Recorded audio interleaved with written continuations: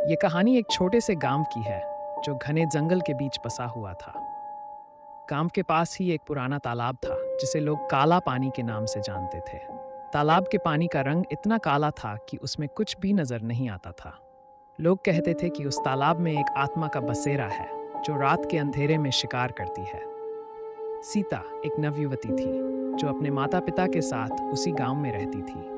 उसने बचपन से ही अपनी दादी से काला पानी की डरावनी कहानियां सुनी थीं, लेकिन उसने कभी उन पर विश्वास नहीं किया।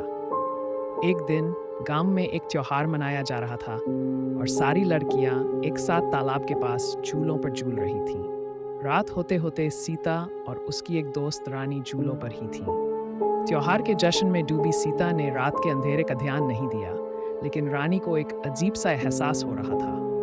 उसने सीता से वापस गांव चलने के लिए कहा, लेकिन सीता ने उसकी बात मजाक में उड़ा दी। तभी उन्होंने महसूस किया कि तालाब से एक ठंडी हवा का झोंका उनकी तरफ आया और सीता का झूला अपने आप हिलने लगा। रानी ने घबराकर सीता को रोका, लेकिन सीता झूलते हुए ही मजाक कर रही थी। धीरे धीरे उस झूले की रफ्तार बढ़ती गई और रानी ने देखा कि तालाब के काले पानी से एक सफेद साया निकलकर झूले की तरफ बढ़ रहा था। रानी ने चीख मारकर सीता को उतरने के लिए कहा, लेकिन तब तक बहुत देर हो चुकी थी। सफेद साया सीता के पास आ गया और उसने सीता के पैरों को अपने हाथों से पकड़ लिया। सीता का झूला रुक गया और उसने महसूस किया कि उसके पैर बर्फ की तरह ठंडे हो रहे हैं। सीता के चेहरे पर डर की परछाई छा गई, लेकिन उसका गला अटक गया। उसने चीखने की कोशिश की, लेकिन उसकी आवाज निकल नहीं रही थी।